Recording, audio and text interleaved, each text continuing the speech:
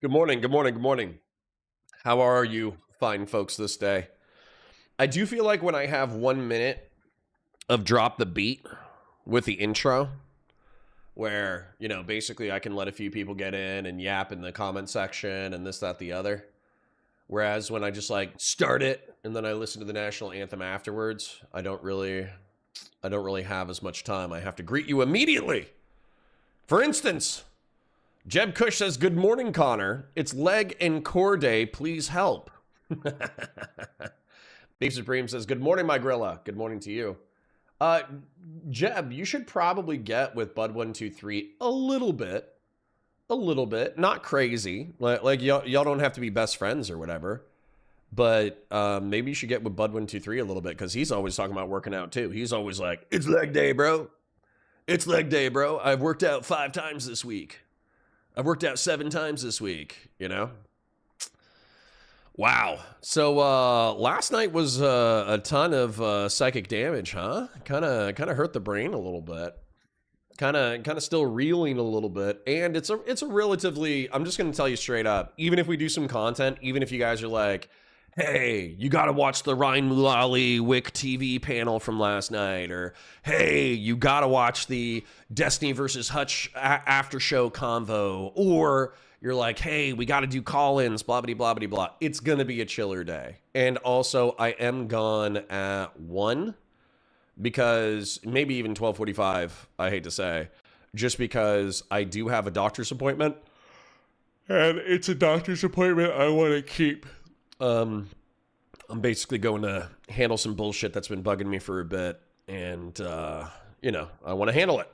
I don't want to be a grumpus, and be like, "Oh no, I can push it off." No, I want to handle it. I want to be an adult. So happy Friday, nerds. Indeed, Randy Chang. Good morning, Grillas. True. Sup? Patriarch says. Sue. True. What's up? Randy Chang says, "I like this lighting. Whatever we're doing today is working." Dude, it's been like this since Tuesday or so. What I did was I just pulled up a split cam video tutorial, and I just followed every single prompt. It was like, change this setting, change this setting, change this setting, change this setting. And I literally just, after like 2 or 3 settings, I was like, fuck this. And then I just went into the settings and I just changed the lighting until it looked good on every single setting in split cam. When I wake up, I usually salute the flag while jacking it to a portrait of Teddy Roosevelt, but you do you. I mean, honestly, that's the correct way to wake up. That's like actually the American patriotic way to do it. So I applaud you for waking up properly. It's like, eat your vegetables, drink a gallon of water every single day, make sure there's enough fiber and protein in your diet, and also like wake up saluting the American flag, jerking off to a poster of Teddy Roosevelt. I mean, that's like, if you want a well-balanced life, that's the way to do it. So Hedonic Samuel says, "What's up, dudes? What's up, man? What's Glenn Greenwald's favorite TV channel?" BBC. Oh, God. Dude, that was so uncomfortable. For those of you who don't know, Glenn Greenwald has been like a dissident reporter for a long time. He's most famous for breaking the Edward Snowden story. And yet it seems like he's done everything in his ability to ruin his public reputation over the past decade by being a contrarian F slur. Oh, wait. That's homophobic because he's actually gay. A contrarian R slur. There we go. Now we're not homophobic because we didn't use... Homophobic slurs can only be used against non-homosexual people. Ableist slurs can be used against everybody. Oh, my Lord. But anyways, yeah. And then somebody like released, he had some like private homemade chronography of him and like a black dude prostitute doing like pay pig shit. And it like blew up Twitter for a few hours. And that shit was that thumbnail was like mad uncomfortable. I saw that thumbnail like probably 10 times. And I was like, I don't want to click on that. That looks uncomfortable. That does not look fun. They're looking at your vagus nerve. True. They are. They are looking at my vagus nerve.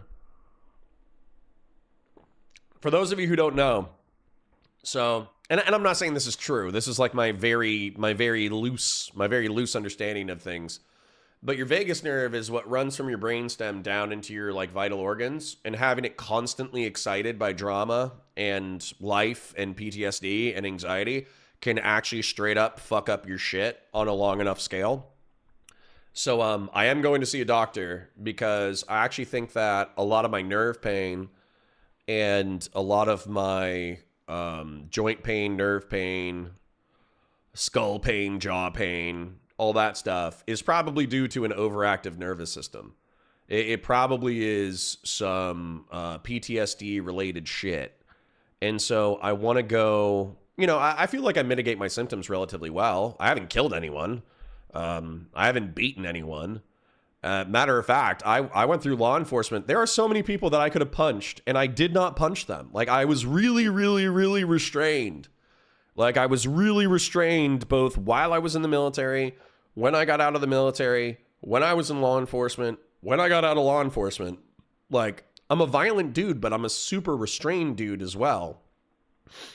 And so I'm wondering if, like, the constant hyperactivity of my, like, nervous system, but also the combination of, like, constantly, like, slamming on the brakes at the same time, I'm wondering if it's fucking me up. And Patriarch was like, just get drunk, 5-head. Dude, unironically, every single guy I know who's gone through the same shit that I've gone through, and they're like, fine, is an alcoholic. I'm not kidding. Every super fucked up, traumatized person I've ever known who is like psychologically just fine is an alcoholic. Like they get done with work, you know, they wake up, they're a little groggy, they slam their morning coffee, they go to work, they work for their 8 hours, they get done, they start working on a 6-pack. You know, and then, you know, on the weekends, it's an 18-pack. And then, you know, that's the way, unironically, Patriarch's advice is, every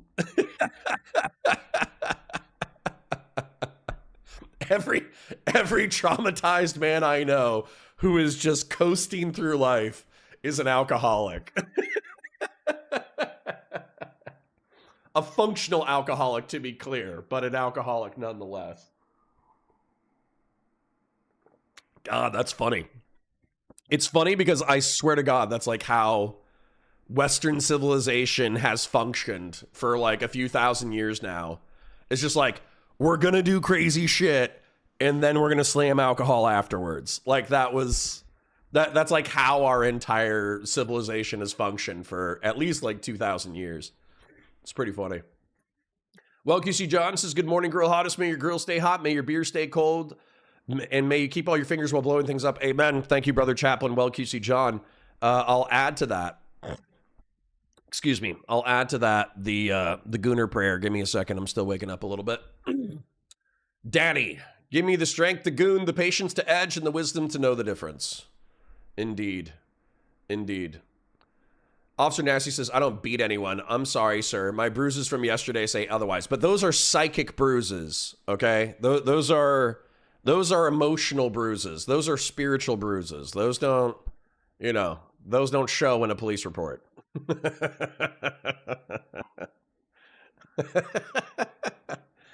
Oh my God. Listen. If we can all make it through that content with only psychic bruises, we're doing okay. We're doing all right. That was that was some tough content. That's why I'm not in a rush, you know, like I open up today and Destiny has his coverage of the 2v2 debate, which I'm assuming is the same thing. But honestly, we could go back in there, skip an hour, watch the 2 hour to 3 hour segment, because we basically did the first hour and then we did the 5th hour. We could do like hour 2 and 3, but I would probably actually implode psychologically. Then Hutch and Destiny had, like Hutch, Destiny, and Mitty had like an aftercare conversation that was probably more productive, but it's like, I'm still going to be hurting. I'm still going to be hurting. If like Hutch is like, hey, this is how the system works, and this is how we can do it, and this is how we can do it within the system, and Destiny's like, no, I want to do it the mean way. And then you're like, what do you mean the mean way? And then he's like, illegal shit. And then you're like, what illegal shit? And then he's like, enforcing the 14th Amendment. And it's like, that's not illegal. You were always allowed to do that. So when you Fed post about illegal shit, people think you're talking about assassinations or extrajudicial prosecutions, or you know what extrajudicial means? It means that you're not supposed to do it. Writing up a warrant and then finding crimes and then prosecuting crimes, that's part of the system. Like you're allowed to do that. Are you going to chat with Pisco today about it? If he's around. If he's around, I will. Once again, I'm not in like a huge rush to hurt myself psychically. I could DM him real quick and see what's up. I'll just send him a message. No pressure. Pisco, are you around? Are you around? Can I share with y'all something that's extremely psychically damaging? So, what was I thinking? Oh, tonight. I got something horrible for you tonight, and I cannot promise I will be back. I cannot promise I will be on my best behavior tonight. So, tomfoolery, legendary tomfoolery, DMs me on like Monday, Tuesday. And he said, hey man, on Friday, I'm trying to start up like a politics panel show. Would you be down? And I was thinking to myself, it's like Fridays, actually, the wife's schedule has shifted around. So Fridays I got off so I could do a Friday night, but what's it going to be like and who's it going to be with? Because realistically, like the panel scene is a fucking mess, right? So I was like, listen, man, I'm not trying to be a prima donna. Or I was like, hey, I'm going to be a prima donna. Who else you got? And so he's like, I got tentatives with this, and this person. And then I got Gibbs for sure. And I was like, fucking hell. Like, I truly hate Gibbs. Like I do not like Gibbs. I don't think he makes conversations better. I don't think he debates well. I don't think he has a strong command of the facts. I don't think he represents his own ideology particularly well. I don't think he stands up to scrutiny. I don't think he's good under pressure. I really do not like talking to Gibbs at all. It's a genuinely unpleasant experience. And so I was like, hey man, just straight up, like, don't like Gibbs. We're oil and water. I spurg out whenever I talk to him. Don't like him. I would need other people there in order to kind of mitigate the Gibbs factor. And so he was like, okay, let me get back to you.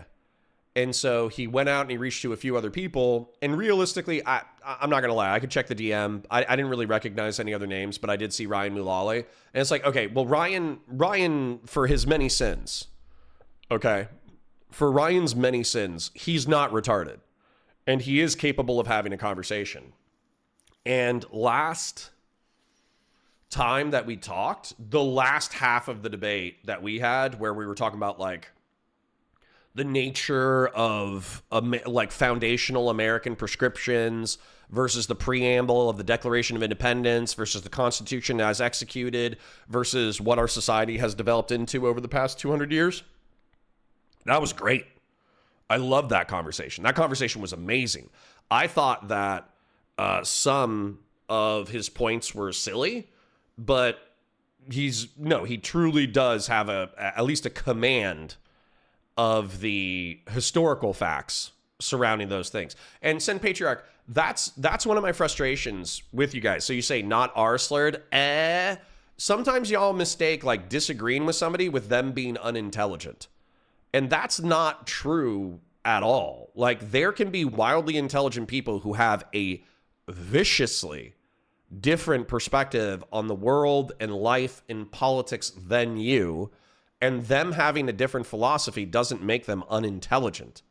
It just does make it like more difficult to have a conversation, because if you're not working from the same priors, if you're not working from the same historical analysis, if you're not working from the same, philosophical analysis, if you're not working from the same spiritual analysis, it takes a lot to like dig into the roots of your priors, of your foundational beliefs in order to figure out what you know, what actually works, right? You know, how do you guys even communicate? How do you guys even communicate if your foundations are so wildly different? And so, yeah, so anyways, and that's the thing. It's like, so the reason why I don't get frustrated with Ryan is because I say, okay, hold on. We clearly disagree here, but I'm not seeing how. How did you get here? What's your philosophical, political, or historical understanding of this topic? And he'll like throw an elbow while he's doing it. Like, obviously I saw him throw a couple of elbows in our last content together and also in the thumbnail and also in the title, but that's okay. Pisco does it all the time. It did and does annoy me when Pisco does it, but you know, if I'm going to let Pisco do it, I might as well let Ryan do it too. Excuse me.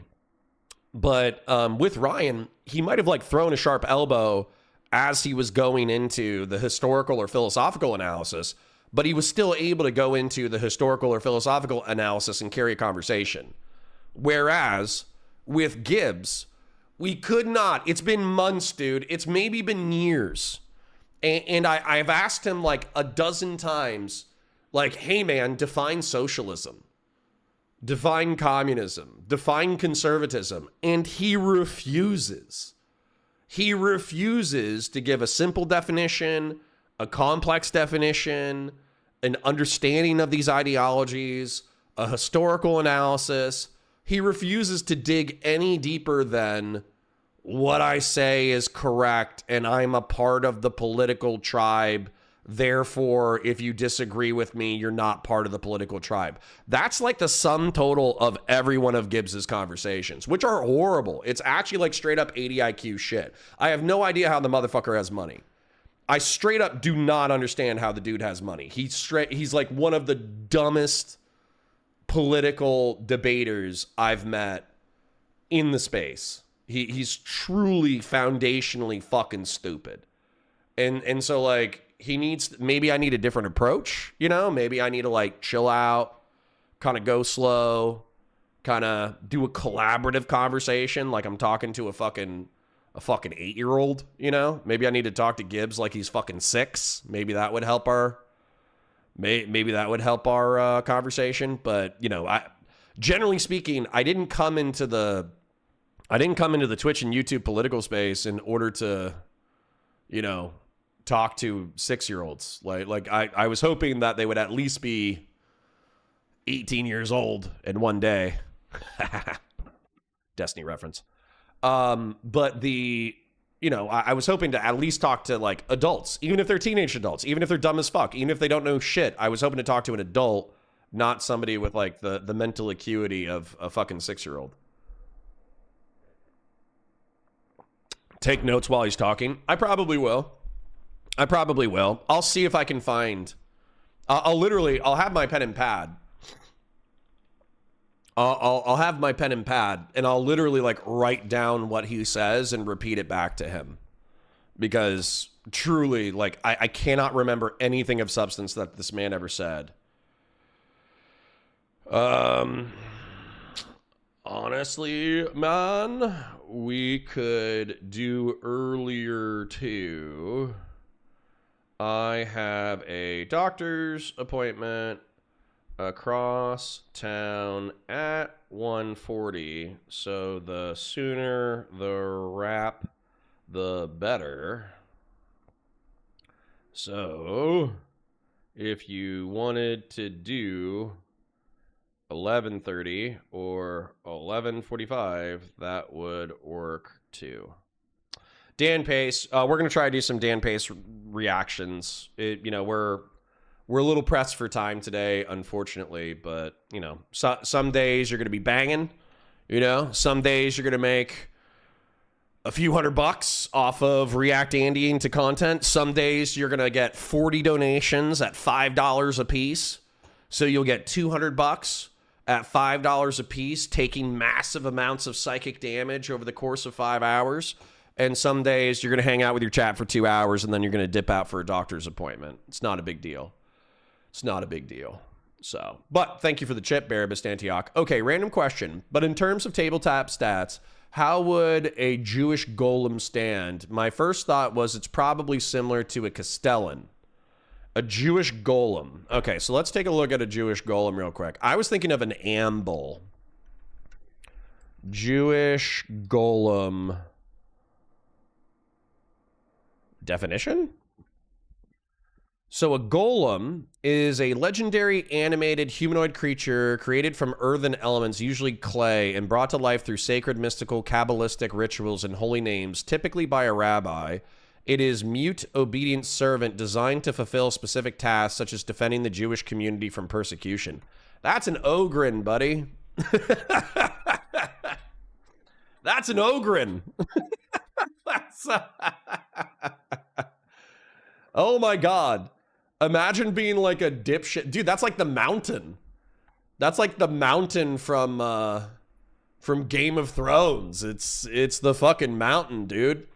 It's an earthen sand creature who can beat the fuck out of people and kind of just takes orders from a Jewish rabbi who raises it from the ground. That's kind of fucking bananas. That's kind of some wild lore. That's bananas. That is truly a crazy, that is crazy lore from the Jewish community, okay? Now, I would say in spiritual function, okay? Something that's dumb, that doesn't talk a lot, and is able to whip the shit out of anything, and has a, you know, what would you call it? Like a protective edge to it. I would say that spiritually, that's an Ogryn. And I truly love Ogryns, dude. I love Ogryns.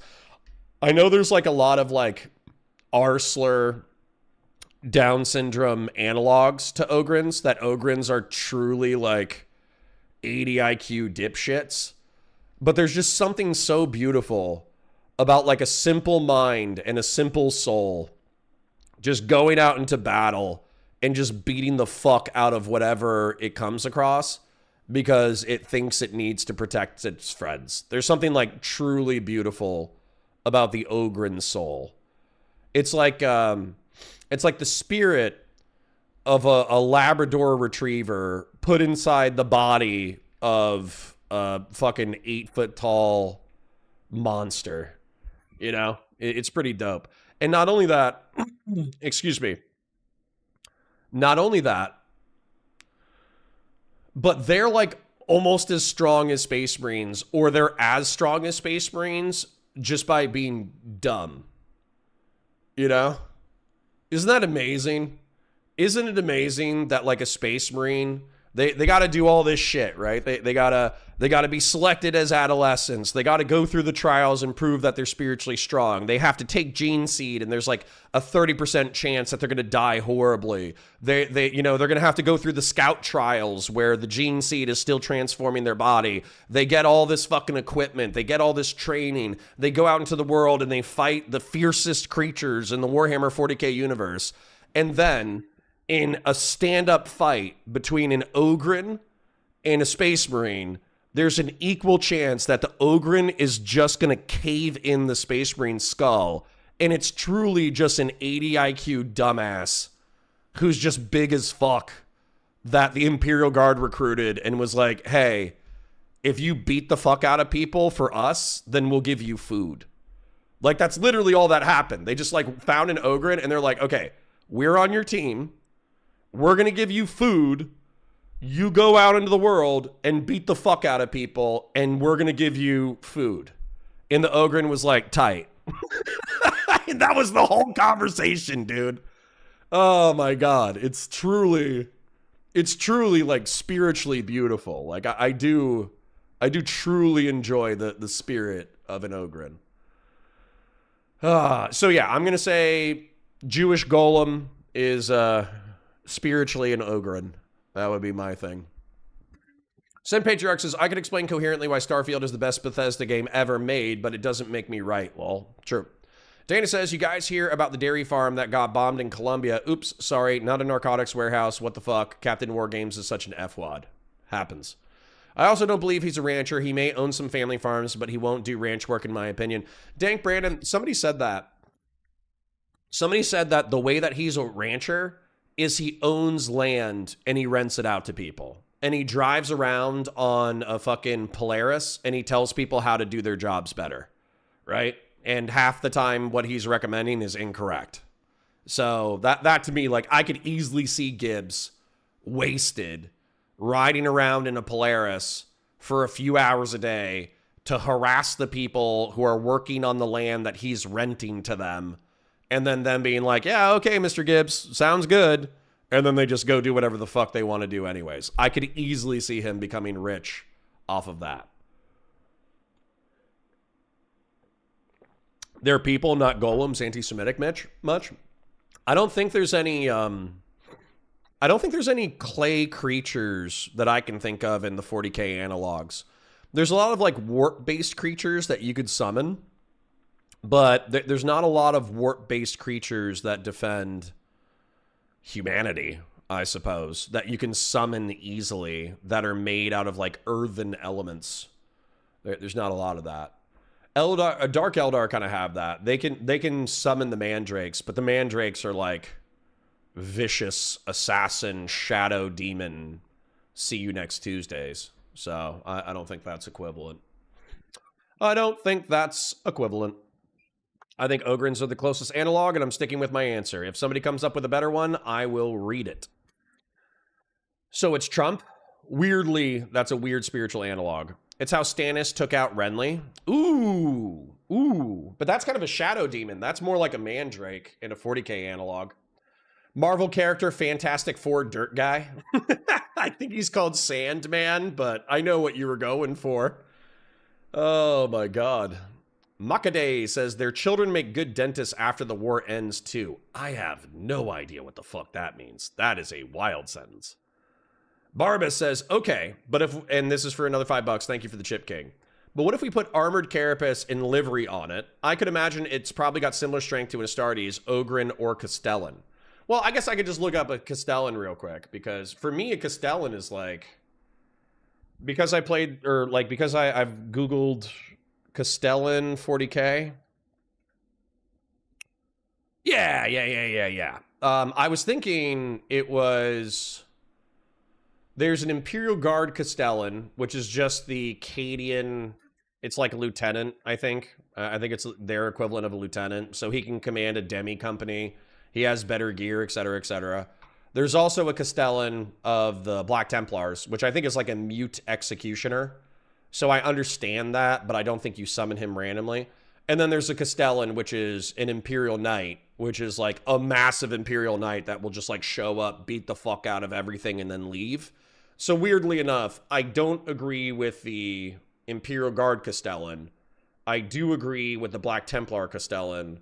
I do agree with the Imperial Knight Castellan. Because it's kind of, it's summoned out of earthly elements, you know? It's made of earthly steel plate. And it shows up and it fucks shit up and then it leaves. I'm okay with that. That feels real. Excuse me. All right, sorry. There's going to have to be one of those in an upcoming 40k game this year. They already exist. If you're talking about Ogryns, they already exist in Darktide. In Darktide, there's 4 playable classes. You can be a normal Imperial Guardsman. You can be a Psyker that can explode people's skulls with a snap of your fingers. You can be a Priest who effectively summons the rage of the Emperor in order to go into barbaric melee with a Warhammer and a flamethrower. And then there's the Ogryn, and the Ogryn is basically the, you press the forward button and mouse 1, and that's what you do the entire time, because you're a tank, but you're also DPS. So you're basically like, you're laying down suppressive fire while also just walking through a horde of enemies and slaughtering all of them. It's kind of amazing. Yeah, dude, look up 4 big guys, Darktide, love that video. Yeah, they cosplay. I'm not going to look it up right now. But basically 4 Ogryns just go on a mission, and I think their role-playing is Ogryns, so all their comms sound very R-slurred. And to be honest, I want to do that in Darktide. You know, I've been talking about community nights and shit. I want to do a community night. Number one, I think we need to play through Space Marine 2 because I think that's the one that we're going to burn out the fastest on. We're going to play Space Marine 2. We're going to do a cooperative campaign where like me and a few other people, you know, do the campaign. And then we would do maybe some co-op missions and we would wear our fanciest gear. And then we would not get bored, but be like, okay, we've already played this through enough that everybody gets the vibe. Let's move on. And then Dark Tide is truly the customizable game that you could role play endlessly in. You could do like a 4-man squad of Imperial Guardsmen. You could do a 4-man squad of Ogryns. You could do a mixed squad that all have a similar aesthetic. You could let everybody do their own combo gear with their own, you know, their own aesthetic and let people kind of explain their own aesthetic and why they picked the character they picked. There's a ton of role-playing content that you could do with Dark Tide. That would be amazing. Just because, once again, you have 4 classes and they're all customizable in really cool ways. So, the Expanse game got a new trailer. Have you seen it yet? I did see it. It does look good. I was thinking about breaking it down for Counterpoint Sci-Fi. So, oh yeah, dude. And then there's 6 classes now, including Gangster and Arbitus. Yeah, dude. I want to do for sure, before I die, I must do a 4-player Arbitus role-playing playthrough where everybody who's playing the video game, they either do not talk or they talk like Judge Dredd. What's Hellboy based on? Maybe that. Maybe that. Although he's like a demon. They have hinted at an Ogryn Beastmaster. They have an Ogryn Beastmaster. It's just a bad guy. A hot leftist chick on Twitter called it Wehrmacht Hammer 1488K, and obviously as a weak wimp, I have to now disavow all Warhammer discussion. Listening to leftist women is your first mistake. No offense, leftist women. No offense to the 2 or 3 leftist identifying women who might check out this stream, but we're not listening to socialist women about political analysis or media analysis. Yeah. I have made a flamethrower before, and I have a Warhammer. I like that one. Let me show you something real quick, okay? Oh. So, you guys know that I have made a bolter, okay? So what I took is a Rock Island VRF-14, which is a shotgun that doesn't have a buttstock, and it has a shorter overall barrel, and it's magazine fed, and I made a bolter. If you guys haven't seen that, you should just type into YouTube, I made a bolter, and you're going to see me with a bolter. It's pretty sick.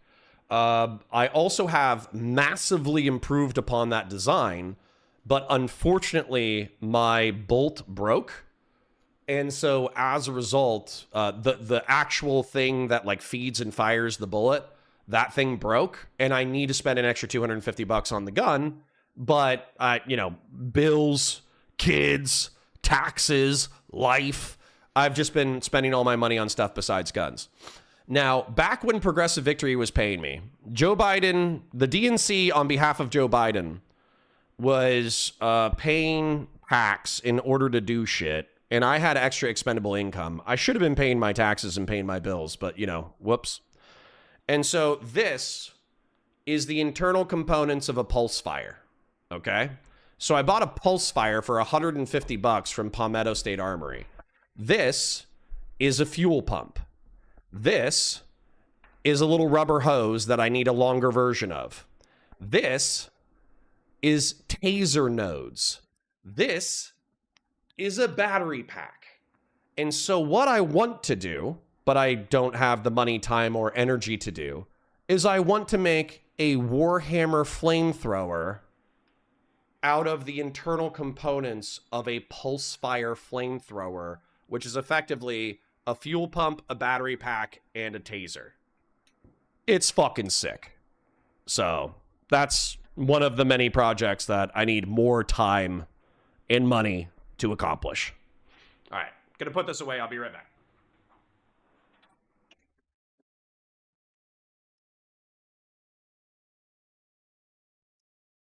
Erebus says, I spent a couple hours talking Warhammer lore in Ryan Getty's server, and I, for one, cannot wait for the harrowing to show up at the end of M32. Oh, yeah. What, like the, for them to start making the lore around the scouring and shit? That'll be dope. I'm a moderate, but not a fence sitter. Based. Boston Bam. Wait, Connor's 40K lore intro videos for 40K jump off, and he also has Space Marine 2 breakdowns? Yeah, dude, I'm a huge 40K nerd. Fellrunner was nice enough to post I made a bolter into the comment section. Electro Boom collab when? I don't know who that is. So, you want more horse, huh? I don't know what that means. Connor, we all know these are your goon tools, your evil sex toys. I mean, honestly, all the energy that you guys put into gooning and sex shit, I probably put into weapons. So, God is not as angry about weapons autism as he is about sex autism. So, yeah, I may or may not have set the Allegheny River on fire. Oh my God. Focus Lady says, nice kit. You should keep us updated on the progress. Well, that's the progress. It's been sitting there for like a year. Because what I need to do is I need a metal pole that's hollow that can contain that. Then I need to rig it in such a way that there's like 2 metal poles that are hollow. One of them holds the fuel pump and it holds it in place so it doesn't fly everywhere. Then I need to have a parallel metal pole that's hollow that holds the taser assembly in order to go up into the fuel spout.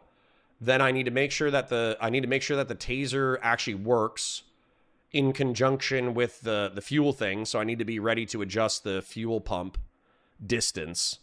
Then I need to do like a shroud, basically like a metal shroud that goes around those 2 poles. And then I need to bring the electronics back into a 3D printed casing that holds the metal poles and has enough room for the trigger assembly. So like it's going to take a lot of work, and I don't have the money or time for that right now. I will eventually. Basically, like my idea, I went ahead and got an FFL. Sorry if I'm just yapping today, but like I said, it's kind of a chill day. So basically, I did get an FFL, which would allow me to buy and sell firearms for a profit. But the truth is, I'm never going to have the volume to do that in such a way that I'm going to turn a high profit. I think I borderline just need to just record the build process and then post that. I did make a channel called Counterpoints Armory, hoping that eventually I would be able to do weapons builds as content. But I think I just need to record the build process and then like shill a Patreon and post it to the Counter Armory YouTube channel. And if it takes off, it takes off. And if it doesn't, it doesn't.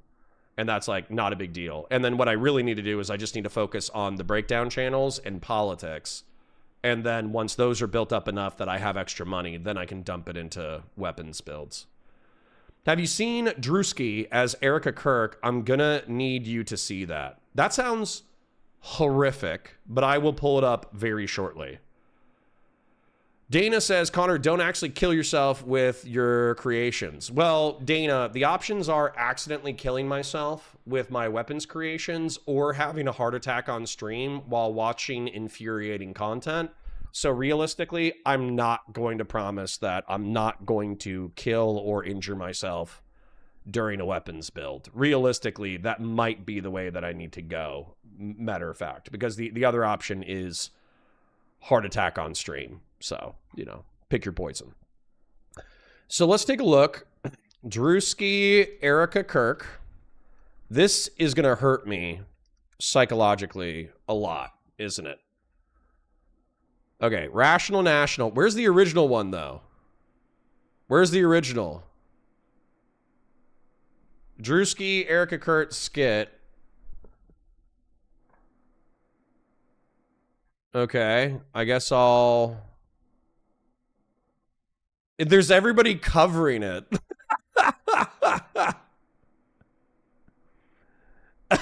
No way. No fucking way. This is bad. This is really bad. It's pretty funny. It's pretty fucked up. That's pretty bad. Oh my God. Okay. I guess I'll... Hopefully they have the whole thing in here. In what ways have you grown closer to Jesus? I serve a righteous God. And that is why we say our prayers. And we are all his children. What's up, everybody? It's your boy. God damn it. Where is it, man? Where's the entire original? Somebody link me. It's on X. It's on X. Okay, all right. Hold on. Let me pull up my X. Hopefully none of you degenerates retweeted pornography onto my main feed. So let's make sure that none of you people retweeted pornography onto my feed. Okay, no pornography. We're okay. All right, good. And then let's take a look at Druski. No fucking way, dude. This is going to be bad, isn't it? How conservative women in America act. Oh, this is going to be horrible. Oh my God. Oh my God. Okay. All right. Listen, I disavow.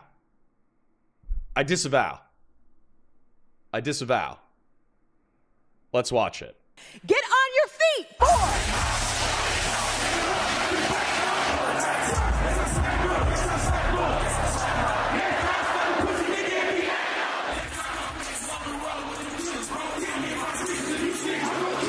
War is raging in Iran. We're praying for all the soldiers and troops. That's great that you're praying, but How about all the kids that died when the USA hit the towers? It broke my heart. That is the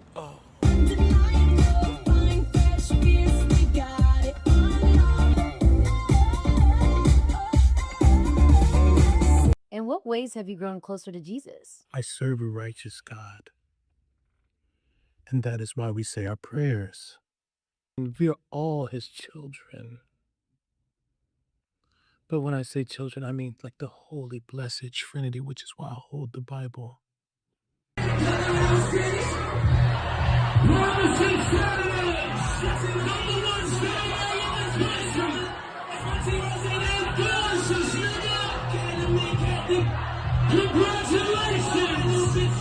Sweet cream foam chai ice matcha. And Bella will have all organic pup cup.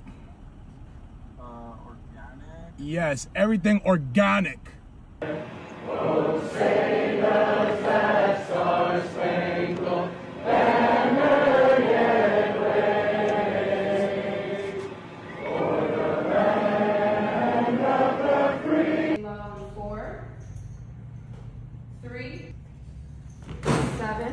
Hannah, you good? 4, 3, 2. Hold your chest lifted. We're gonna lift. We have to protect all men in America, especially all white men in America. Those are the boys that we care about in this country. America is built on their backs. Yes. Because they are the ones who mattered most.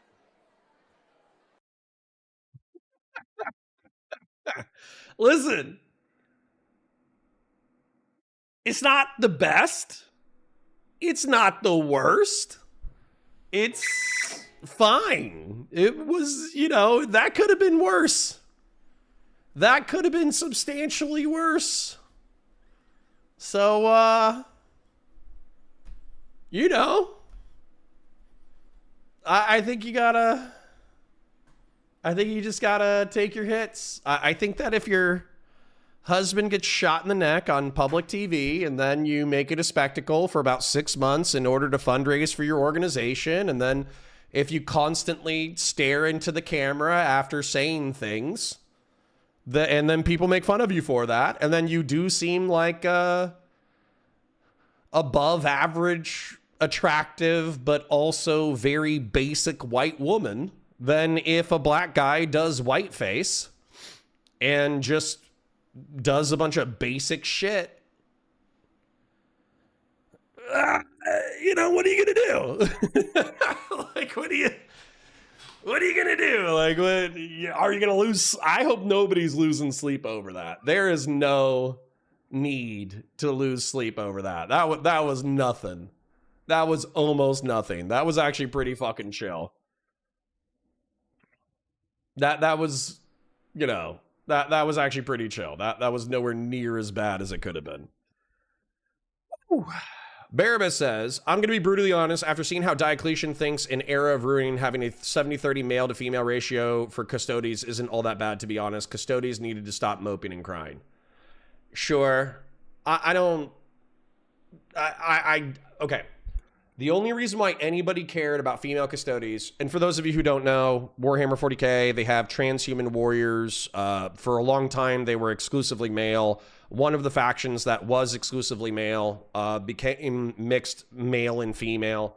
And so there was a controversy about it because of effectively, like, the main brand, Space Marines, has been exclusively male for decades. And so it was, like, worrisome that the brand was going woke, but it does seem like that's not going to happen. It does seem like it's like custodes, there's females, but custodes are also supposed to be the best of mankind. So it makes sense that there would be male and females who were the best of mankind, because they're not just supposed to be warriors. They're also supposed to be like artists and sculptors and diplomats and politicians and this, that, the other. And so, yeah, if custodes, the best of mankind includes women. So, yeah. Beef Supreme says, I laughed too hard at that yesterday. Grok was even telling people that this was actually Erica Kirk. Nice. Grasser says, practice safe homemade firearm usage. Do unto others as they would do unto you in the Hobbesian of nature, and you will be safe. All right. Fair enough. We'll try to do it that way. This just looks like Erica Kirk. Where's the video? Oh my god. Yeah. That wasn't the worst one. It wasn't the best one. Organic Pup Cup. Yeah, Organic Pup Cup. That's some white bitch shit for sure. Larry Hutchinson says, Connor, look up the NASCAR fan one. It's way better than this one. No, we're not just watching Druski clips today. I trust Druski to be funny as fuck, but I'm never, we're not just watching Druski and laughing. That would be funny though. What if we had an entire Druski stream? Barabbas says, I never expected Druski of all people to pull off a race-swapping cross-dressing arc, but here we are. Dude, listen, black men famously have been cross-dressing and race-swapping for comedic purposes for like 40 years now. Like, if you haven't seen White Chicks with the Wayans brothers, it's one of the most obnoxious, silly comedies ever, to the point that I'm like, this kind of sucks. Like, there were parts of White Chicks that I was like, this isn't even funny. This is just like awkward and weird. But then there's so many iconic clips from that scene. Mostly, let's be real, it's Terry Crews, the big black guy, hitting on a black dude who's dressed as a white chick. And then Terry Crews's self-hatred and self-racism is pretty funny. So, yeah, White Chicks is classic. Jen Winkler says, my latent gay tax. Well, thanks, Jen. I appreciate you. You don't gotta apologize. Grassroots20 says, look, I also grieve by throwing my ass in a circle and ordering food for my dog. You leave this woman alone. I mean, realistically, the grieving process does have to involve some dancing, and it does have to involve some hanging out with your pets. So, I mean, actually, this is a decent point. Oh, I was just putting out latent gay taxes on a monthly recurring basis. Custodes are big Emperor's artisanal Space Marines. He's going to have some with tits. That's what I was saying. No offense to the women in the audience. I actually won't spell this correctly, but I want someone to make Abbott and Custogi, and it's show tunes and dancing between a regular man from the 50s and a titanic god of warfare. I would watch that. Connor, if the doctor puts on a glove, run. No. That just means they're putting their finger up my butt. That's fine. What was I thinking? You know, I had I told y'all, I had like an intestinal, what was it? An ischemic something. An ischemic blockage, an ischemic something. It basically means that I had like blood flow loss to my intestines, and sometimes it randomly happens to people over the age of 40. I'm 38, so, you know, so I'm about there. But what ended up happening was basically everything in my intestines was colitis. Maybe it was colitis. It could have been ischemic colitis. But basically I lost anything below my lungs. I lost. Okay, just right out of my body. And it was horrible. But they did put a camera up my butt, and as a result, I know I don't have cancer. So that's cool, you know. Butt cancer is a thing amongst white people. Pancreatic cancer, intestinal cancer, colon cancer. What's the one that leans up against your bladder? Prostate cancer. That's all like very white people shit to die of. Like you eat too many hot dogs and then you get colon cancer and then you die at the age of 45. That's like a very white person thing to do. So the fact that they stuck a camera up my butt and there's no signs of cancer is actually like, it's very psychologically relieving, even though I did have like the worst 48 hours of my life. It was truly bad. I actually thought I was going to die. So that was fun. Fun times. You know what happens? I'm gonna get all existential on you about the camera being shoved up my butt. So what happens, I think, when you're in your late teens and early 20s, at least this happened for me, I was really worried existentially about getting killed. And I think part of the reason why I went into the Marine Corps was because I wanted to understand what death was and what conflict was and what geopolitics was and what this was and what that was. But I had a lot of existential dread about death. And I think what happens as you get older, at least this happened to me in like my late 20s, early 30s, I suppose, is like you kind of realize how little control you have over so many things in life, not just death, and how many times you're just like along for the ride. And so once you kind of take that mentality in reference to death, where it's like, well, I can't control it, and it's going to happen either now or it's going to happen 60 years from now. I'm along for the ride either way.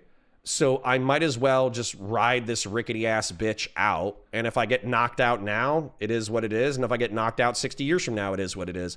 When you kind of adopt that mentality, things kind of like settle. And it's not perfect. I don't want to die. I don't want to age. I don't want to be a mortal consciousness, but I am. And so I can't do anything about that. So there's kind of like less, I'm experiencing less existential panic as I grow older, just because I'm like, well, fuck it. What am I going to do? I've already wasted so much energy in existential dread, and it did nothing. It fixed nothing. Like pondering the mysteries of the universe and trying to figure out like existential dread literally did nothing productive. So why the fuck would I waste any more of my energy on existential dread? I would rather have fun. I would rather hang out with my chat, debate politics, play video games, hang out with family, you know, enjoy my dogs while I have them. I would rather just like enjoy existence while I have it and understand it.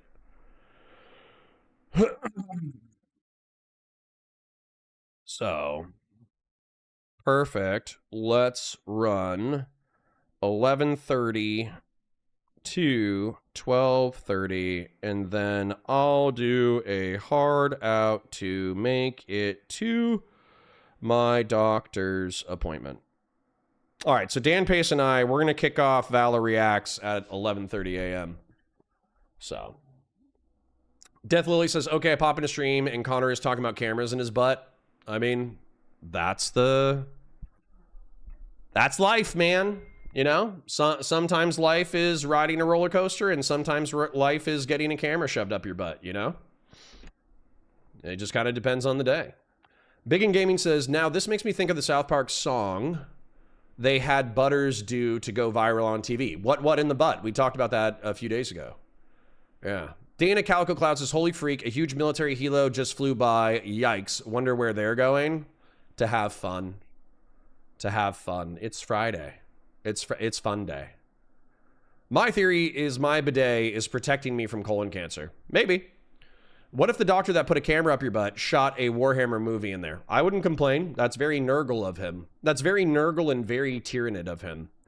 The illusion of control is definitely a problem, so I just expand my tolerance for uncertainty. True. You just literally need to accept the fact that life is a weird, fucked up mystery that you're probably never going to understand. You don't have to like it, right? You don't have to like that life is a weird, fucked up mystery that you're never going to understand. You just kind of have to understand it. Like, you just kind of have to accept it.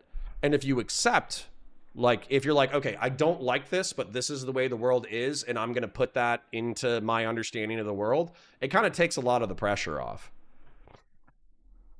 So, yeah. Somebody added me in the Discord. Let me take a look.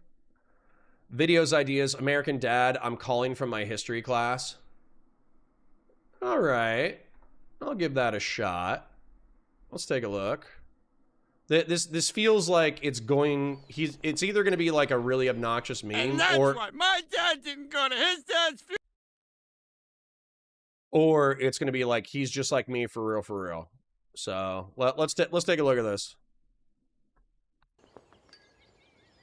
And that's why my dad didn't go to his dad's funeral, and why I won't go to my dad's funeral. Steve, you're up. Yeah, see, my dad wasn't really willing to answer the questions. Sounds like a whole lot of nonsense, Steve. You know what I think? I think you're just trying to get out of this assignment. Oh, is that what you think? Okay, Mr. Brink, here we go. Hello? Hey, Dad, I'm calling from my history class. So, who was president when you were a kid? Oh, I don't know. I guess I think about killing myself pretty frequently. And why not? What's so great about living? You know when I'm happy? For about 5 seconds in the morning when I first wake up. Before I remember who I am and what my life is all about. Anxiety, disappointment, diarrhea more often than not. I don't know if there's an afterlife. But who cares? Nothingness couldn't be any worse than this meaningless march through my empty days. See, Mr. Brink? Mr. Brink? He's right. It's pointless. Life dismissed.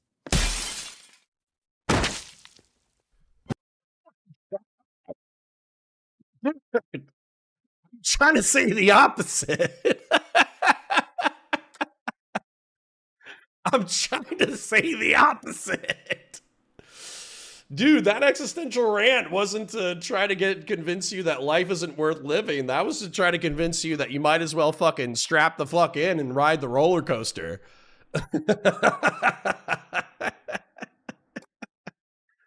Gosh, that's a spicy way to start the day. Good Lord. Barabbas with the 5 says Celestial Lions did nothing wrong and Grimaldus is a real one for helping them. So true, so true. What was the lore behind that again? On Armageddon, the Celestial Lions got like ordered into like a orc nesting ground without support, and there might have been inquisitorial snipers who started fucking knocking out Celestial Lions and killing them. And like so many Celestial Lions got knocked out that they weren't even able to recover the gene seed, so like 95% of the chapter got wiped out. And then Grimaldus like went in there and fucked up a bunch of orcs. I forget. I forget like all of the lore, but I think was it implied or was it specific that the Inquisition ordered the Celestial Lions into a kill zone and then also tried to wipe out the chapter? I forget. Ollie Karibo says, Connor, do you have the same idea about your brain and your ideas, that you're just there for the ride or that you control your thoughts? I control my thoughts. I have willpower. The interesting thing about that is, especially with the Marine Corps, you experience so much of concentrated willpower that you understand the power of believing in controlling your destiny, your fate. And so you understand how much of war, how much of battle, and how much of life is controlled by willpower. And so when you have willpower, it allows you to pursue your ambitions with reckless abandon.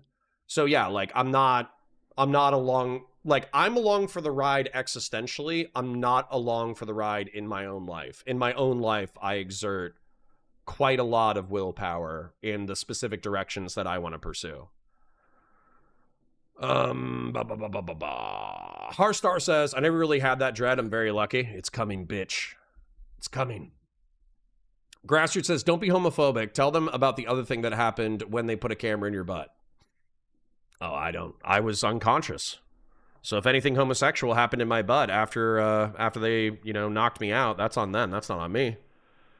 Death Lily says, Connor dropped there's a relevant video in the media channel in Discord about your rant. I know. My bad.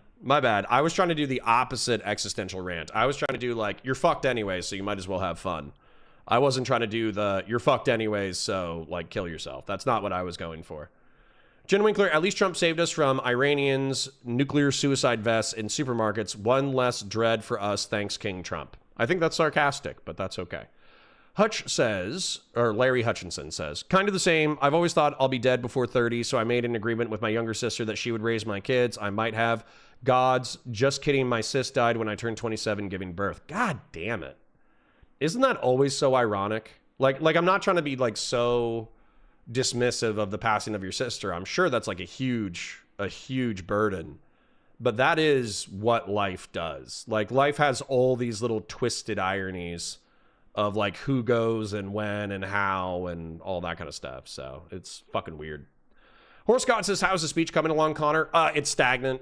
Conduit gave me, Conduit and somebody else sent me DMs of their edits of the speech. I need to read it, and then I need to read it, and then I need to record it, and then I need to post it. So, whoops. But, we're just busy. You know what I need to do? I need to get through today. So at 11:30, I need to go hang out with Dan Pace and watch Black Hawk Down for an hour. Then I need to go to my doctor's appointment. Then I need to pick up some beer, I guess is the nicest way to say it. Because I don't think I'm showing up to that debate sober. So tonight I'm debating Gibbs and Ryan Mulally and some other people. I don't think that I'm showing up sober. I don't think I am. I think it's Friday.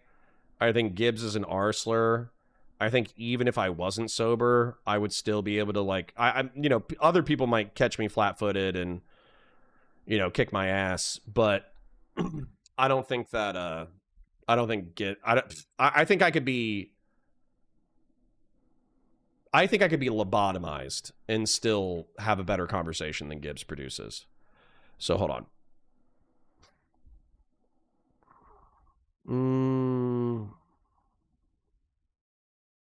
Okay.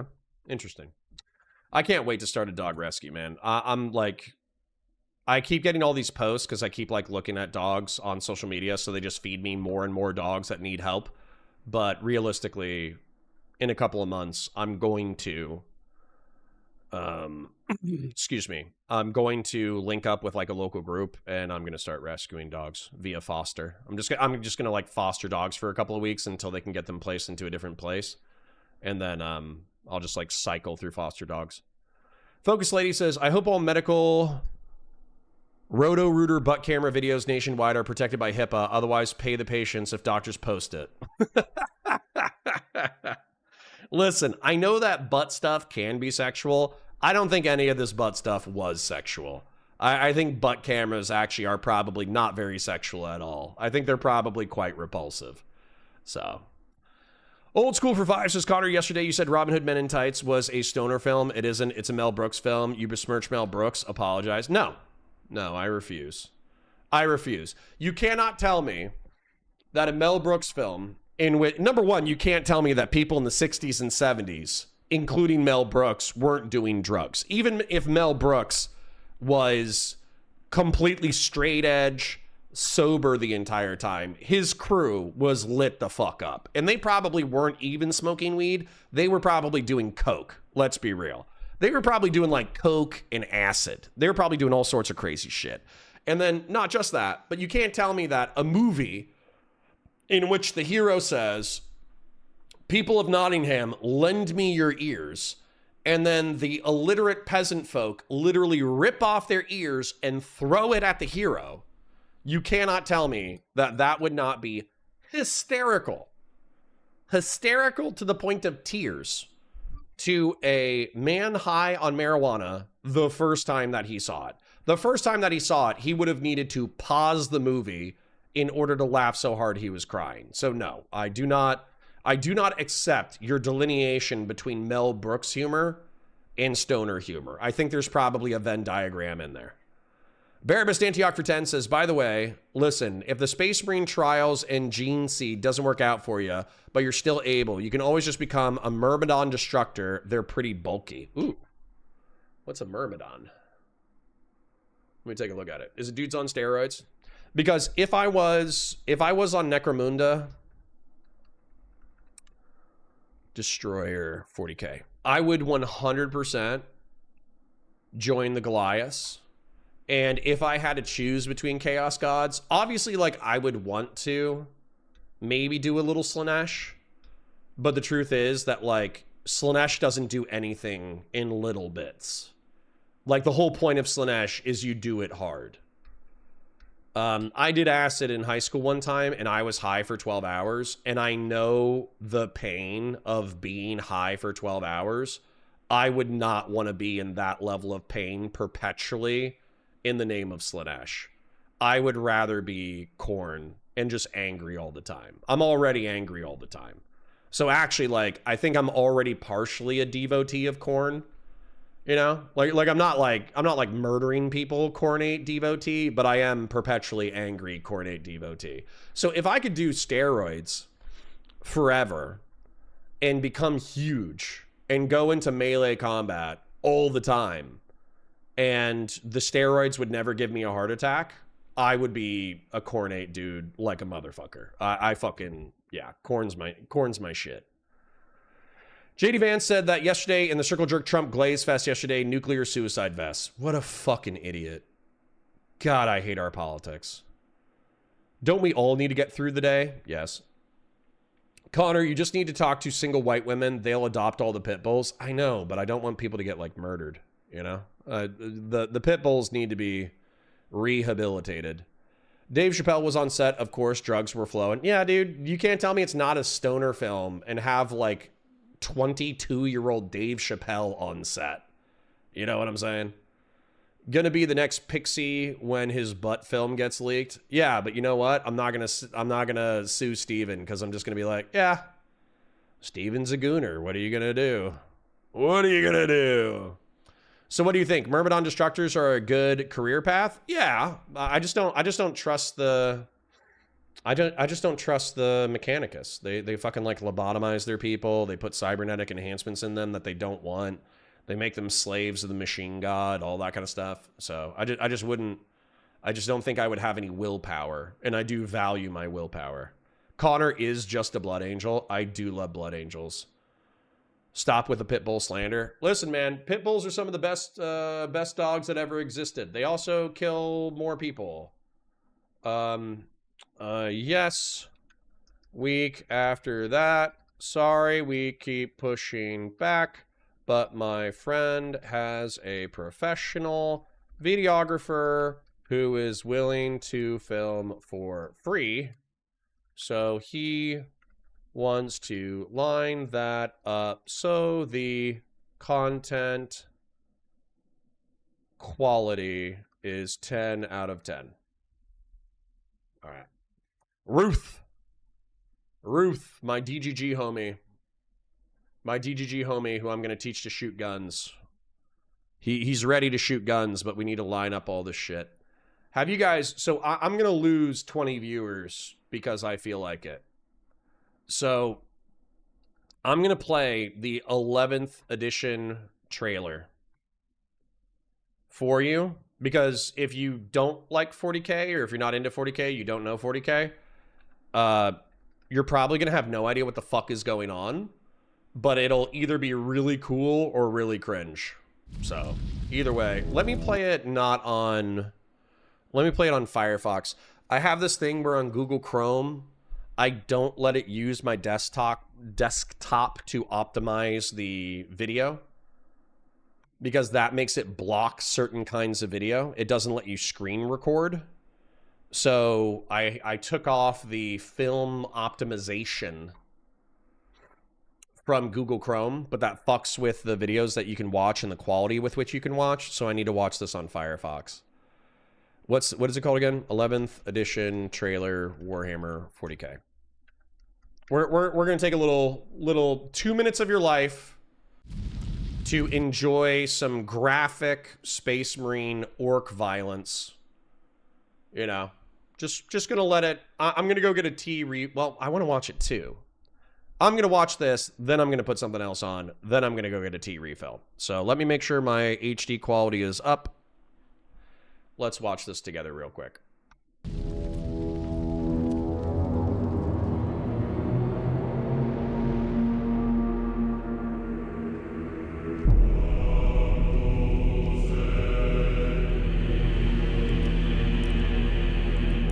Armageddon, the war world.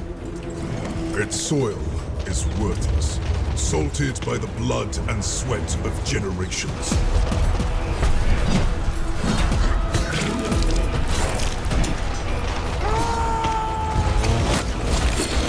War is all that remains. It rises from the dust and echoes in the sky, a promise, a cacophony of endings.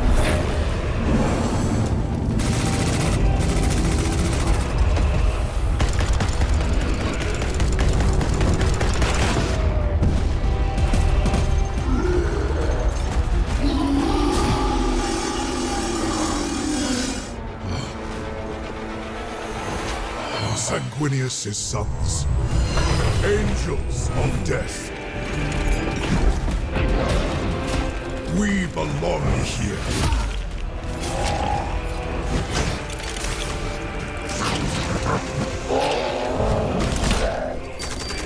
Our veins burn with his wrath. Our twin hearts hammer with his rage.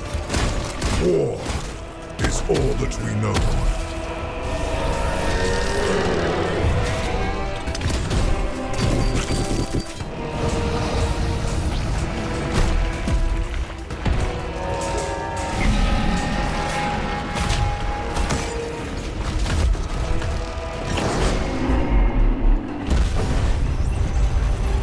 This world must hold.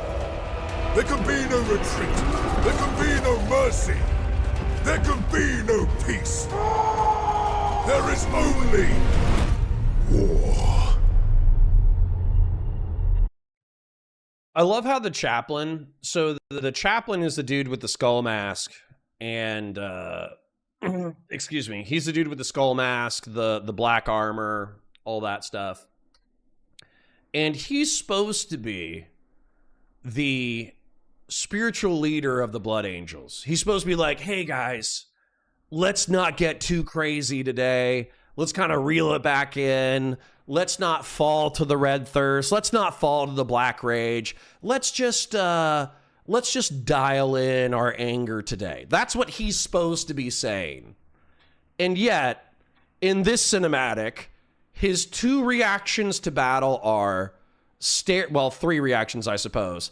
Staring in disgust, snarling as he jumps into battle, and screaming like a berserker gorilla. And I kind of love it, because realistically, who's gonna tell him no? You know, no other Blood Angel is like, hey, chaplain, can we chill out a little bit? Every other Blood Angel is like, yeah, let's go fuck some shit up. So, like, for me, it's perfect. I'm a huge fan. You know, here's a difference. Here's a difference in emo. Okay, here's a difference in emo. I'm going to show you guys something real quick. React, okay? I know we're talking a lot about 40K shit, but there's enough 40K nerds in my chat that I think we'll be fine.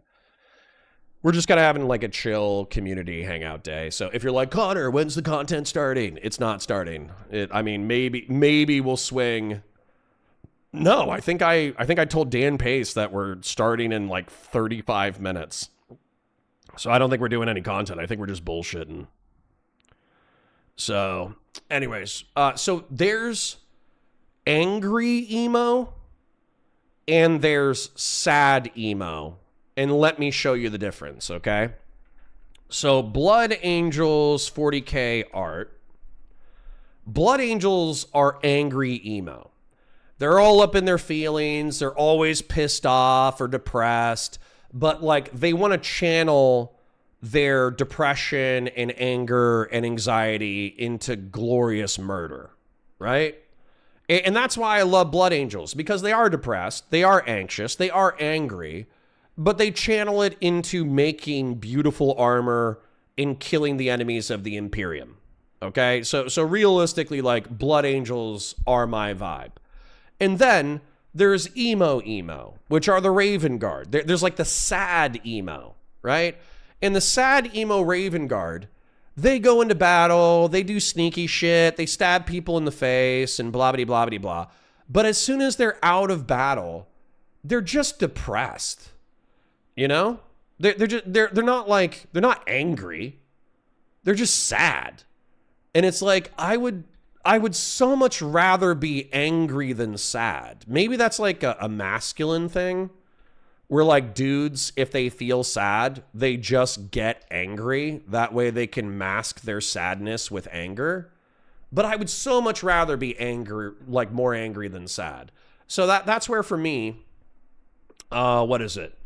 Like, I'm trying to think of an equivalent within like the emo music scene. But there's obviously My Chemical Romance, which have the aesthetics of sad emo. But if you actually listen to a lot of their songs, they definitely look like Raven Guard, that's for sure. That Dashboard Confessional, 100%, dude. Dashboard Confessional, that's where I was going. But if you actually listen to My Chemical Romance, they have a bunch of songs that are actually like pissed off. Like they actually have like a lot of really angry music mixed in with their existential dread. Whereas Dashboard Confessional, they have this song where I forget, like, I'd apologize for bleeding on your shirt. I forget what this is. I'd apologize for bleeding on your shirt. Lyrics. Hold on. You're so last summer lyrics. You're so last summer. Oh, Taking Back Sunday, which by the way, I do love Taking Back Sunday. I'd apologize for bleeding on your shirt lyrics. Okay.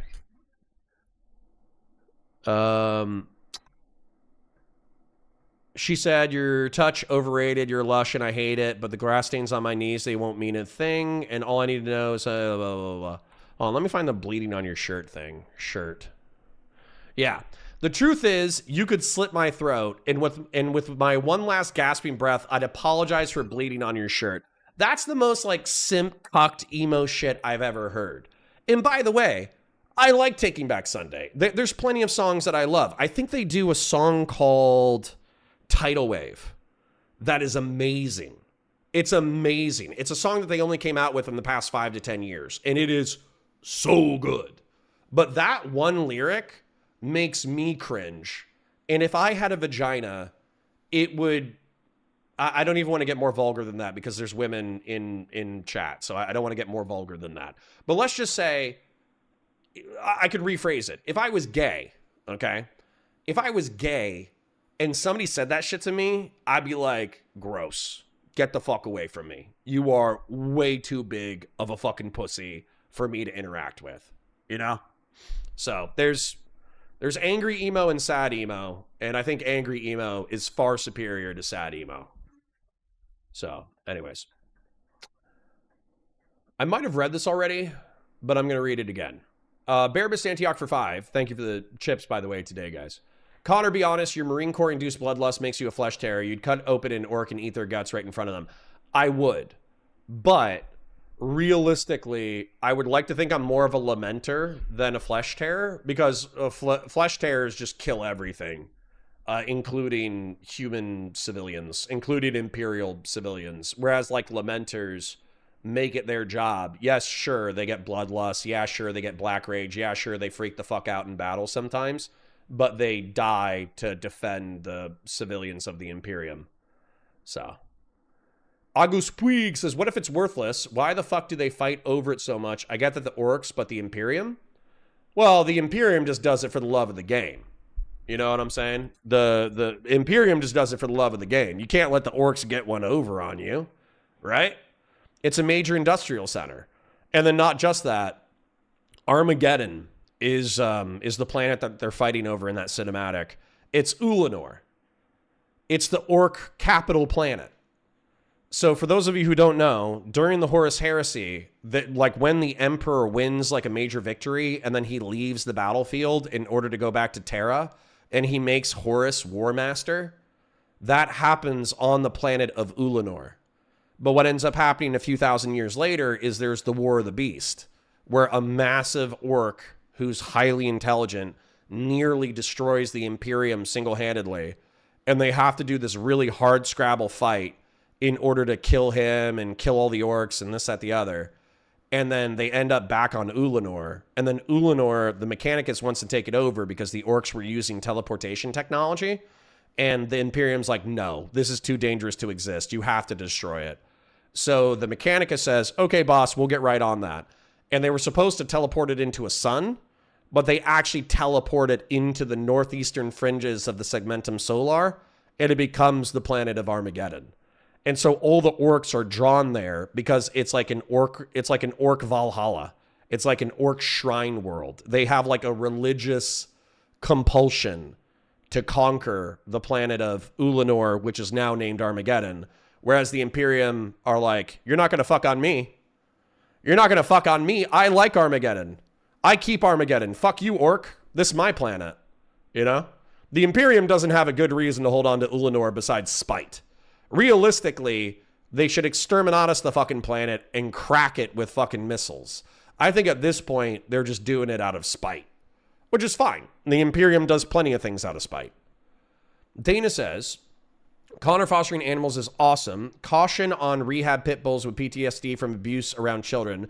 They can be triggered like humans, but do not have impulse control. Yeah. I got young kids. So I'm probably only going to be taking, and I know Fashion 40 was saying don't slander pit bulls. I get it. I'm probably not going to take major behavioral issue dogs, especially when my kids are young. I will take, though, like the euthanasia list, like, you know, kind of shy, can't come out of their skin dogs. I won't take any aggro dogs. I know that a shy dog can become an aggro dog, but you got to like let them foster it. But I'll try really, really, really hard to take the fosters that need space but aren't dangerous, and they need time and love to come out of their shell. That's kind of the vibe that I'm going for. I know there's plenty of like good dogs that are aggressive that need love and patience and discipline in order to not be aggressive anymore. But I don't think I have the capacity at this point to take that just because I have kids. So, you know, we'll work with angry dogs. You know, I just got done saying that angry emo is the way to be. I understand that, but angry emo dogs with young children does not work. So I'll take the sad emo dogs, and then we'll work with angry emo dogs when my kids are older. So Focus Lady says, I co-own a veterinary hospital, and the reality is that not all pit bulls are dangerous, yet they also have the capacity to cause serious harm. I mean, that's true of a lot of breeds. So if you actually look up the stats on like dog bite stats or dog fatality stats by breed, basically pit bulls are going to be the highest one, but all the other defense dogs are also on the list, right? So pit bulls and Rottweilers are in the majority of fatal dog attacks in the US, accounting for 75% of those deaths. While fatal attacks are rare compared to the total number of bites, pit bulls were involved in 70% of 600 documented deaths from 2010 to 2023. Now, I want you to understand, there's 330 million humans in the United States. So 600 deaths over the course of 13 years is like a rounding error. You have a higher chance of dying from a fucking coconut. But you don't want to be the one family that ignored like a pit bull that was acting weird and then it fucking kills your kid, right? Like you do not want to be that guy, so you just don't take the risk, right? Whereas I think realistically, there's probably plenty of dogs that you could foster, you know, and especially when your kids are older, when you're not risking the life of a human in order to, you know, do stuff. I think it's okay to take on more aggressive dogs. But there was the dangerous dog breeds. Let me take a look at that real quick, because I know that pit bulls, Rottweilers, but there's also, the Prese Canario, the Dogo Argentino, the Cane Corso, the Tosa, the Wolf Dogs, and German Shepherds. I know German Shepherds aren't here, but also giant Schnauzers. So I think it's a giant Schnauzer. Giant Schnauzer. My parents got a giant Schnauzer, and apparently this is actually like a really dangerous dog. So this dog is a defense dog. They're huge, and if you attack their human, they will fuck you up. Like within an inch of your life, these dogs will fucking murder you. Now, you would never know that from meeting the dog that my parents have, because she is so sweet and so big, and she loves every human, loves every dog. She's just truly one of the kindest souls to ever exist on the planet, ever. And she's so big, I swear to God, like, my parents don't let her sleep on the furniture, but if I'm at my parents' house and I'm sleeping there, I'll let her sleep in the bed with me. And she likes to take her giant fucking blockhead and drape it over you. And so effectively, you're like cuddling the head and neck of a pony. Like it's like cuddling a small horse, which I've always wanted to do. So you know, if you're into cuddling small horses, then maybe a Great Dane and or an Irish Wolfhound and or a giant Schnauzer is for you. Like Irish Wolfhound size comparison. Irish Wolfhounds are fucking massive, dude. If you want to if you want to cuddle something that like, it feels like you're cuddling a fucking horse, but it still fits within your house, you know, get an Irish Wolfhound. God, these guys are cool as fuck. I used to not like the shaggy fur in the mustache face, but I'm not going to lie, it has grown on me.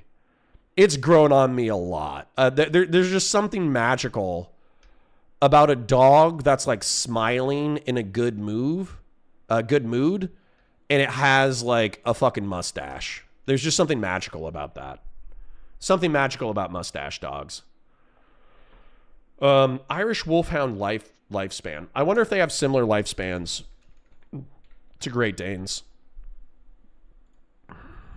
6 to 10 years. Yeah, they're on the lower end.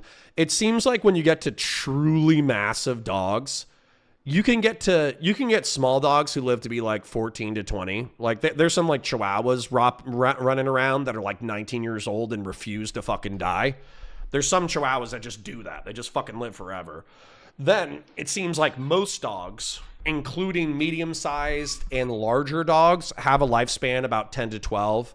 And if you make it to 13 or 14, you kind of did a good job of keeping your dog alive. That seems like most medium-sized dogs. And then it does seem like with the truly gigantic dogs that they cut off like 10 to 20% of the lifespan, which sucks. It sucks. It sucks that having like a truly large, majestic creature comes with a reduced lifespan. Kind of makes me sad a little bit. What's a Mastiff lifespan? I love Mastiffs too. God, I love Mastiffs. I think they're so cool. Yeah, see? Cane Corso, 10 to 12. Bull Mastiff, 7 to 12. Neapolitan, 7 to 9, so you get a little bit of a reduction. English Mastiff is 6 to 12. That's a huge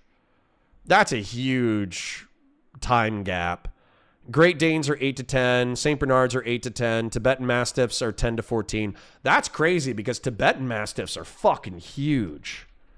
So they must have just done something right with the breeding, because Tibetan Mastiffs are fucking monstrous. They're as big as any other dog on that list. So the fact that they have a 10 to 14 year lifespan while everybody else has like a 6 to 10 year old lifespan, that just means like Tibetan Mastiffs, they only bred the best Tibetan Mastiffs to make that breed. That's interesting. Or they had enough genetic variance in order to compensate for it. Connor, did you see the 40K AI 80s clip? I have. I've seen those videos. I haven't seen one good enough that compelled me to the point that I wanted to break it down. I haven't seen any, like, the AI videos are getting there, but they're just not there yet. Angels Vermilion. Yeah, they're cool. They're cool. Connor, check that shit out. Okay. Which one's this? Oh, yeah. No, I've seen the 80s one. My frustration is primarily the weapons. It is cool. They definitely nail the aesthetic of a lot of shit. Like, a lot of this stuff they do right. But whenever I see something that's just like a little bit off, like I see a bolter that's just like all AI'd and fucked up, it's just not my vibe, you know? It's just not my vibe. It is cool, though. It is cool. Doot. My commute late is gonna suck. Sorry. Just listen to it like a Hispanic gentleman. Just turn it on to... Just turn it on to...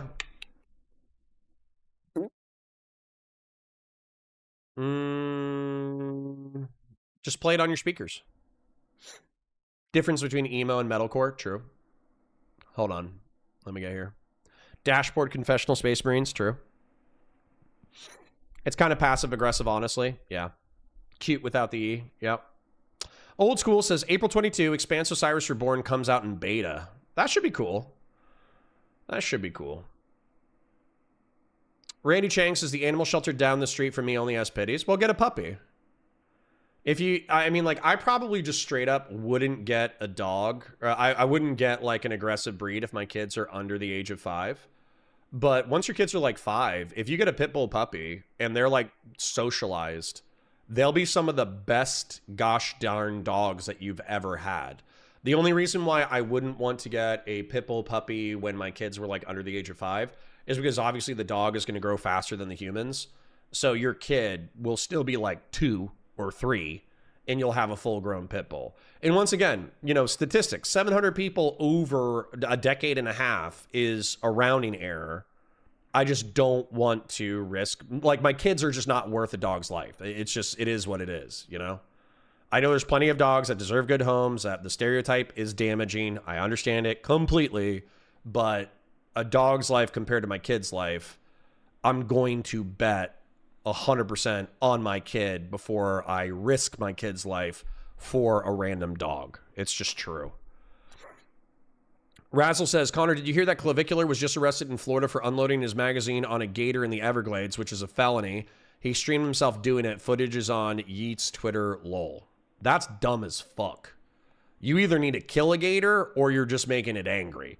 And what I mean by that is, like, you need a fucking 12 gauge or a battle rifle round to a fucking gator skull. If you mag dump a gator with 9mm, all you did is make that motherfucker angry. So I mean, unless he's like less than 5 feet and you hit some vital organs, you might have just pissed off an alligator and not even killed it.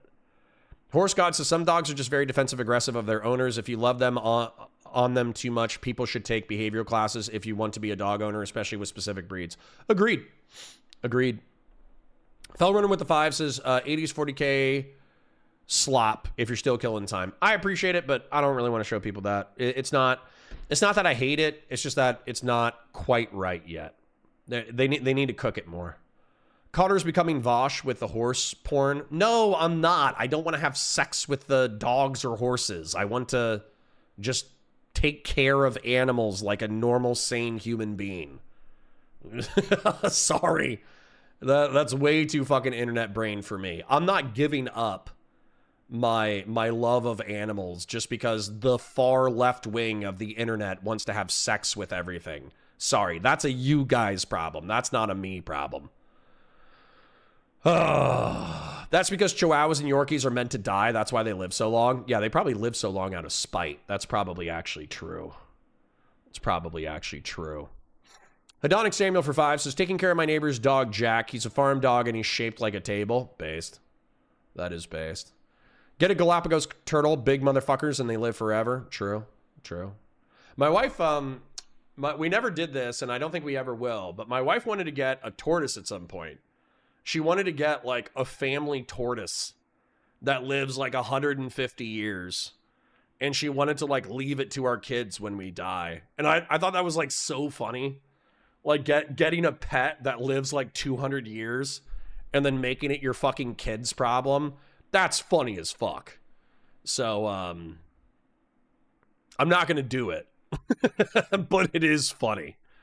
You're not showing your screen? I didn't want to show my screen.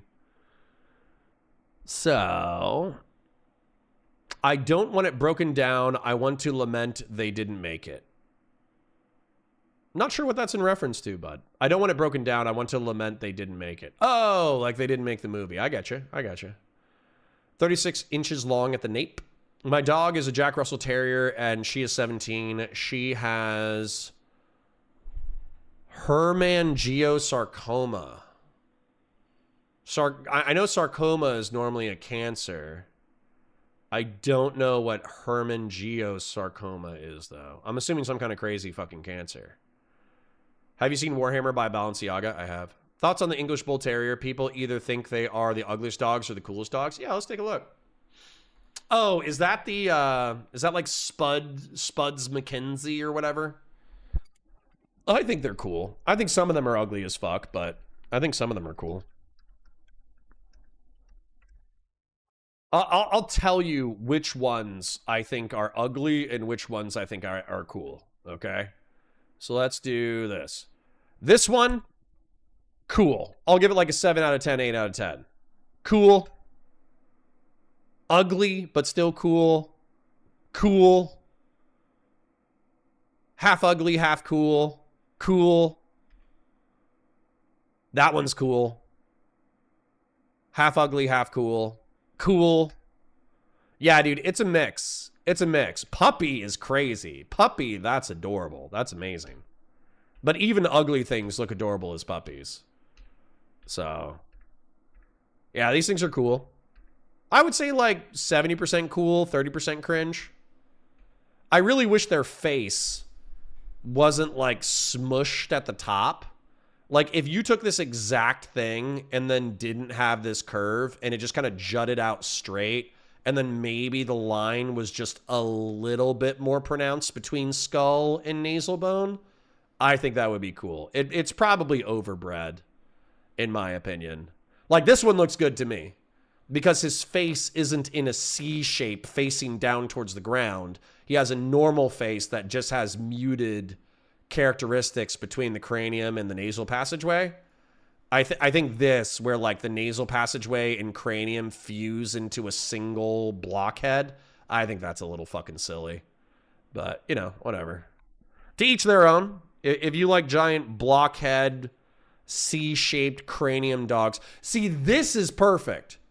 This is perfect. Look at this. This is a bull terrier from the late 1800s, I want to say. Yeah, look at this. This is a bull terrier from 1915. These are perfect. These are perfect dogs. This looks amazing. This is perfect. So yeah, I would say they're overbred. They're overbred. A late 19th century, early 20th century bull terrier is perfect. The modern bull terrier is overbred. Matter of fact, they probably need to get a few mutts to mix the bull terrier breed in to restore some of these genetic traits. So, yeah, exactly. A bull terrier buddy muse. Yes. You need a bull terrier that mews. Oh my God. Christian Lara says, Leighton gay. Is Connor still mad about the crash out from yesterday because I got some advice moving forward? Feel free to share your advice, but no, we've just been chilling. We've just been chilling, hanging out with chat. So, Yorkies or base, shut the fuck up. Depends on the Yorkie. There are some very cool Yorkies. There are some very cringe Yorkies. Fashion 40 says, laugh my ass off. I'm not that ghetto anymore. Happens. Happens. Happens. There's a video of a tortoise escaping a tortoise house fire. What? What's a tortoise house fire? South Jersey Matt says, we loved our boxer, but such a short lifespan was heartbreaking. Too big for our family. Now we have a Frenchie? Half Boston Terrier, half French Bulldog. Oh, a Frenchton. Half Boston Terrier, half French Bulldog, half the price. Nice. That's actually cool. I love mutts. I think mutts are cool. We say Zimbabwean Ridgeback now? No, we don't. We say Rhodesian. Princess Anne had the Spuds McKenzie dog. One was so aggressive, he killed another dog and she had to pay a fine for it. Yeah, that's what I'm saying. Hedonic Samuel says, y'all see the White House posting cryptic weird nonsense the other day? Dude, I just assume they have schizophrenia. I'm assuming we're just surviving the next 2 to 3 years. That's all, guys, straight up. We are, and I understand that my dissident right-wing people are not going to agree with this. We are surviving until November, okay? Then we're voting in the midterms, and we're either voting for Democrats or we're voting for Never Trump Republicans, depending on your flavor. Flavor it to taste, okay? And then voting against MAGA, right? Then once MAGA takes a huge bloody nose in the midterms, then we got to make it to 28, right? And then in 28, if there is a sane Republican, I think it's okay in the primary. I think it's okay for Republicans to vote for a sane Republican in order to move the Republican Party towards a more sane direction. However, if it's literally a MAGA off of who can suck off Donald Trump the most and who can be Donald Trump's spiritual successor, then we need to vote against him in the primary, vote against either J.D. Vance or Marco Rubio if it's a Donald Trump suck-off fest. And then in the general, we need to vote for a center-left Democrat. And so I would really, really, really appreciate it if the Democrats did not run a gay, disabled woman of color with dyslexia and a lobster claw and a speech stutter who was a socialist. I would really, really, really like it if they just ran like a white, Christian-coded male with a family that was a Bill Clinton. Basically, Bill Clinton minus the ephebophilic sex trafficking, right? Run Gavin Newsom because he is spiritually the closest thing to Bill Clinton, and hopefully he hasn't banged too many teenagers. And then, boom, Gavin Newsom wins. We reset the country spiritually. The Republican Party implodes.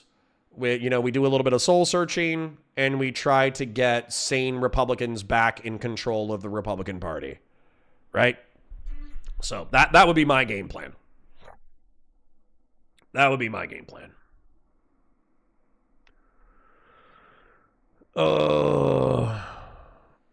Owlishness, is this like a scared whoa, or is this like an excited woo?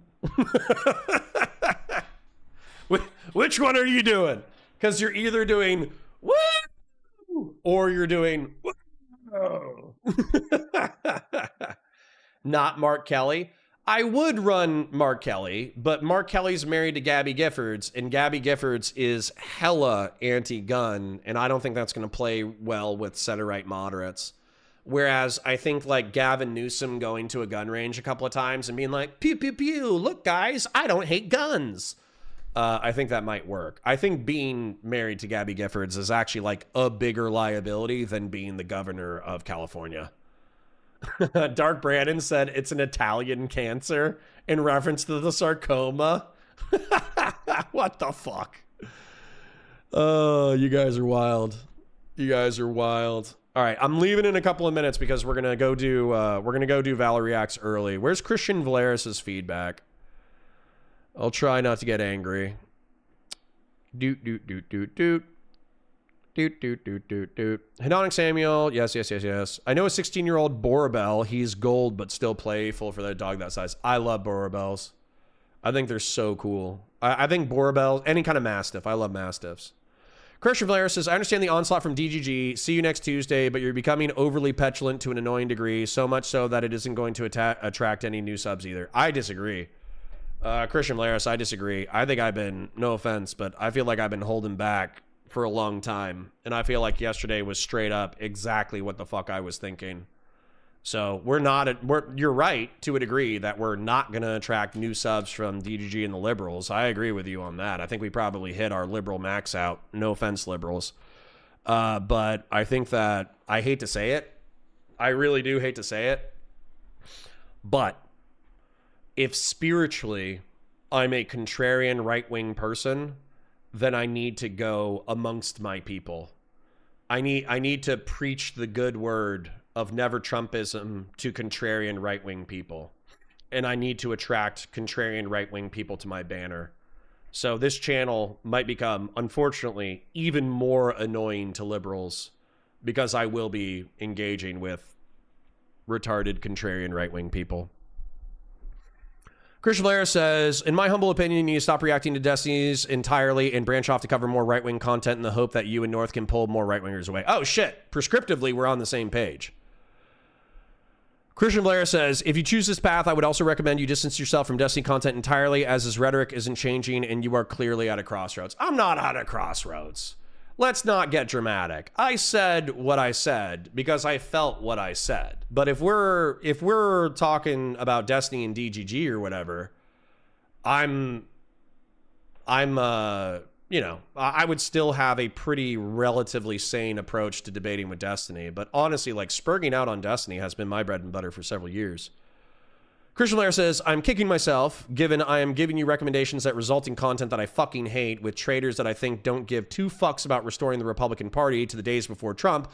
But honestly, these fucking crash outs make you look weaker than any sort of any soy fucking progressive.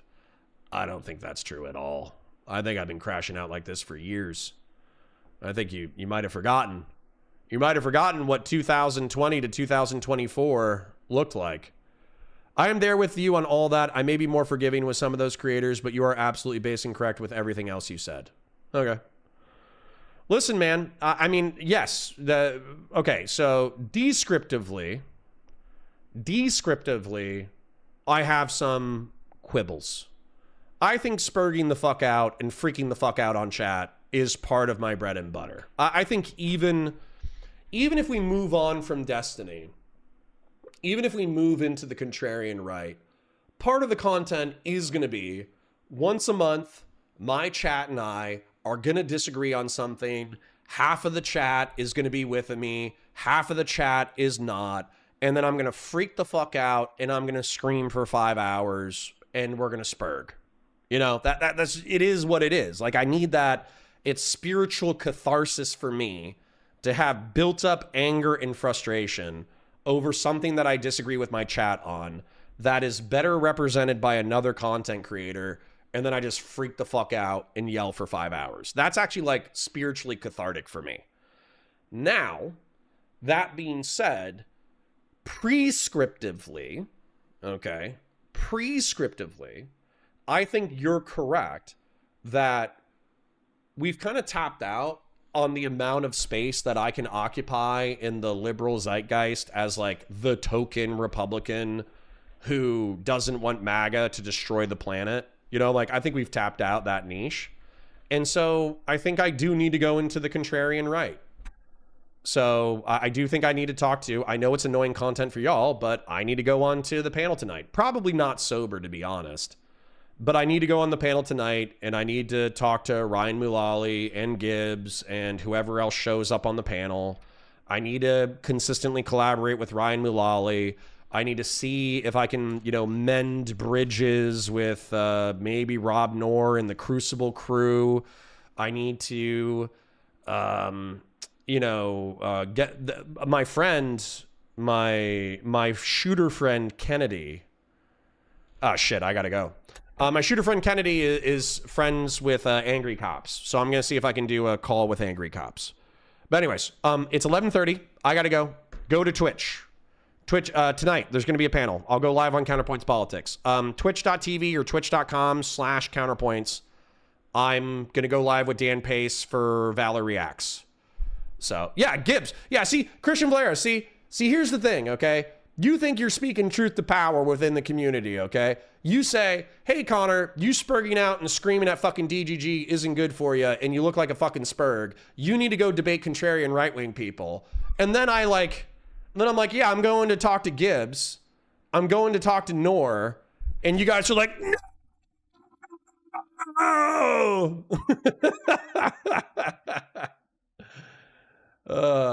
Be careful what you wish for, friend. Be careful what you wish for. Emperor of Elba says, Connor, base, 100% correct. Doesn't need to grow only in one direction. Can still argue with Destiny, etc., etc. Thank you. At least somebody appreciates my spurg outs. But anyways, all right.